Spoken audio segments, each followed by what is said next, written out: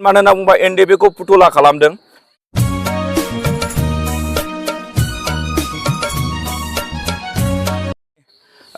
खारनानो जाहैबाय जोंहा माखासे रिहाबिलिटेसन दिनैसिम मोनफुंजोबाखै। रिहाबिलिटेसनखौ होनो होननानै बुंबाय थायो, दिनैसिम होफुङाखै। रिहाबिलिटेसन मोननांगौ एनडिएफबिआ बुहुद दङ आरो बेजों लोगोसे केसखौ उइथड्र खालामनानै होआखै। दिनै केस गानांगौनि थाखाय कयेकजना सासे सानैया थाइसे थाइनै बियोबा बिसोरनिफ्राय मोनखाया आरो लोगोसे जोङो जेलाव थानाय बिथांमोनाबो दिनैसिम गजायाखै। मानो होनना बुंबा गावबागाव पकेट मबिलास नङामोन बियो। हारिनि जाथिनि थाखाय मोनसे बर'लेण्ड आन्दालन खालामनायनि थाखाय गासिबो खस्थ'खौ मोनजोबदों। बे हिसाबैनो जोङो गासैखौबो मावफुंजानायखौ लुगैयो आरो बेजों लोगोसे दिनै जेन'बा मार्टार्स फेमिलि होननानै बुङो एकेसिया, जायखौ होननानै बुङो बर' जाथि बा बर'लेण्डनि थाखाय नांबोनानै दिनै बिथांमोना मुंख्लं जालांबाय आरो बिनि मुंख्लं जालांखांनायनि उनावहाय दिनैहाय एकेसिया होननानै बुङो। बे एकेसियानि मिनिङानो जाहैबाय बिमा बिफाया खस्थ' खालामनानै गावबा गाव फिसाखौ खांनायजों लोगोसे गावबा गावनि फिसानि सायाव बयहाबो मिजिं थायो बा थांखि थायोमोन बा टारगेट थायोमोन। बेजों लोगोसेनो दिनै फिसाया थैलांदोंब्लाबो दिनै बे एकेसियाखौ मोनोबा हयथ' बिमा बिफाया बोराय बुरिबाबो दिनै जेन'बा बोराय बुरि लांनायजों लोगोसे दिनै फिसानि जेन'बा माबा मोनसे नेरसोनखौ लुगैयो, दिनै बेखौबो मावफुंनो हायाखै। बेखायनो जोङो गोथौयै गभर्नमेन्टनिसिम दिखा नांनानै दुखु मोननानै जोङो दिनै बारे बार मिडिया लाबाय थानाय जादों। बेजों लोगोसे आं बुंबावगोन, मानो होनना बुंबा एनडिएफबि खौ फुथुला खालामदों। फुथुलानि मिनिङा मा? बयबो बुङो फुथुला होननानै, नाथाय जोंहा फुथुला जाबाय एनडिएफबि हिसाबै, नाथाय गावस्रा दखानदार जाबाय। दखानदारासो फुथुलाखौ फानगोन, नाथाय फुथुलाखौ फाननायजों लोगोसे सोर बायगोन फुथुलाखौ सासे गथ' गोरलैजों गेलेहोनो थाखायसो बायो।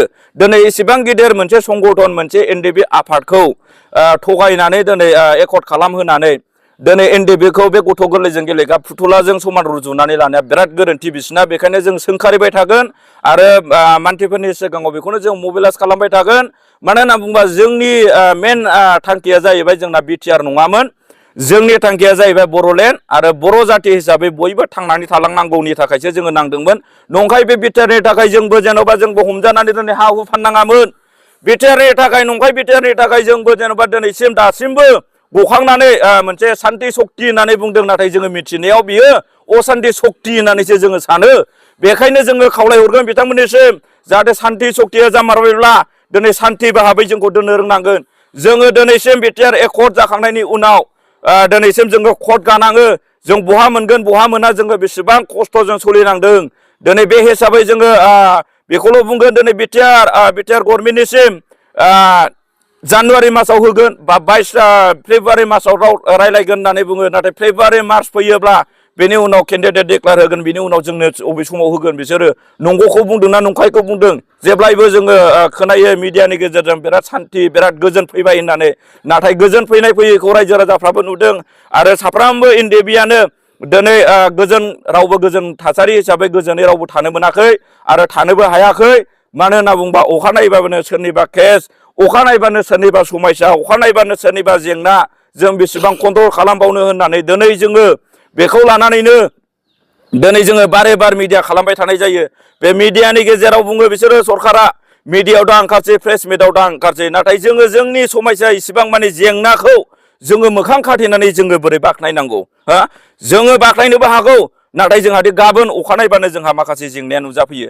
जोंहा कर्टआव थांनाय, अबेबा केस मारिनाय, अबेबा उमुगाव थांनाय, जानाय लोंनाय थासारि समस्या, जों बेखौ जेरै फुटबल बादि जों जोगारनांगौ। आङो फुटबल साननानै जोगार हरनोसै हाग्रायाव, नाथाय बे बलखौथ' आंनि होननानै साफ्रोमबो न' खाथि खालाना सिनायजोबो, मिथिजोबो, बे बलखौथ' आंनो खनखांनानै होफैगोन ना। होमबा जोंखौ मा खालामनो नागिरदों? बेखायनो जोङो लुगैयो सरखारनिसिम, मोजां मावनो हायोबा मावथोंसै, जोङो मोजां मावोबा गोजोननाय होगोन, नाथाय मोजां मावाबा जोङो नंगौ बै समनिफ्राय जोङो खोनादों सासे दखानदार होननानैसो जोङो मिथिगोन। मानो होनना बुङोबा एनडिएफबि खौ दिनै फुथुला बाहायनानै दिनै फुथुलाखौ फानै सासे दखानदारा फुथुला फानै गावस्रा रां आरजि न'खर खुंगासिनो दङ। नाथाय बै फुथुला हिसाबै फुथुलाया मानसिसो जोङो, खिन्थु जों फुथुला नङा। नाथाय जों माजों सोलिगोन? मा सिन्था खालामदों नोंथांमोना फैगौ समाव जुदि मोनाबा? जोङो बेखौनो होनगोन, फैबाय थानाय समाव जोङो जानुवारि 27 थारिखनि गेजेरावनो जोंनि मोनफ्रोमबो समस्या जेंना बा रिहाबिलिटेसन गासैखौबो जोंनो मावफुंजोबनानै होआबा, जोङो बेखौनो बुंखाबायना, दाखालिबो बुंदों सिद्दायै जोङो बिपिएफआव जगदान जागोन होननानै। जोंबो जाया, एसे गिदिर मोनसे संगठननि मानसि जानानै मोनसे आफादनि मानसि जानानै एक्स एनडिबि जानानै एकर्ड लाबोनानै दिनै गोदाव सोराव जानांनाय हिसाबै जोंबो जाया जोंबो बिथांमोनखौ जाहोआ बेनो।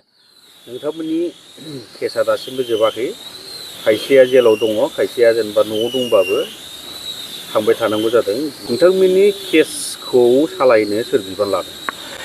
बे केस सालायनांगौ रिहेबिलिटेसन होनांगौ गासिबो जेलाव थानांगौ एनडिबिनि खामानि मावनो होननानै दायथ' लानाया जाहैबाय दिपेन बर' सार, गबिन्द सार आरो बेजों लोगोसे जोंना एकदम सिनियर फेरेंगा सार दङ।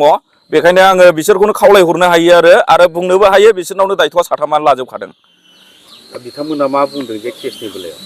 बिथांमोना राजनितिक बाहाबै बेखौल' बुङो मानो होनना बुंबा ओरैबारै स्लेब बेखौनो माने दानखे माने फोजोबनो नागिरो गासिखौबो बुरखाय नेनानै थाहोनानै फैबाय थानाय समावबो भटखौ जोंनिफ्राय मोनजोबो बेखौ लाबालब खालामगासिनो दङ। दा नोंथांमोननि केसनि थासारिया मा पर्यायाव दङ बेसेबां जोबथेसालियावबो दं माखासे नोंथांमोनाबो हाजिर जाबाय थानांदों जोबनायनि लामायाव दंना गैया?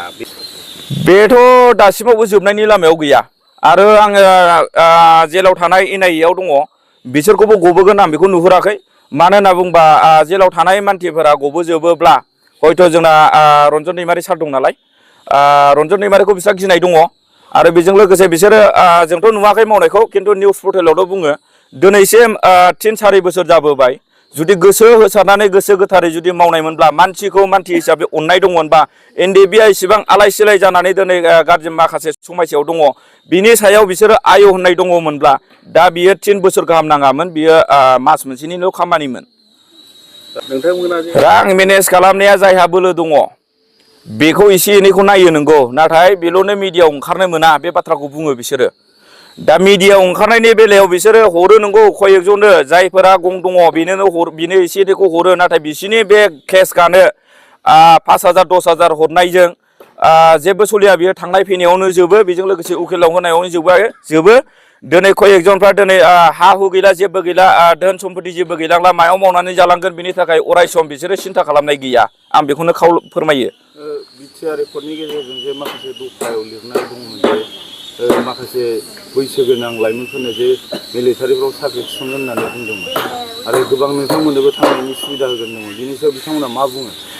बिथांमोना मा बुंनो माने जोङो मिडियानि गेजेराव नुजोबखायो आजिखालि बयबो जाम्बा गैला मानो होनना बुङोबा गासिबो निउस पर्टेलाव नुजोबो बियो मोनसे लफायनाय मानो होनना बुङोबा बिसोरनि साख्रिया खय फालाखो ओंखारो खय फालाखो जोबो इलेक्सन खाथि सफैयोबा बिसोरना साख्रिया ओंखारबाय थाखायो।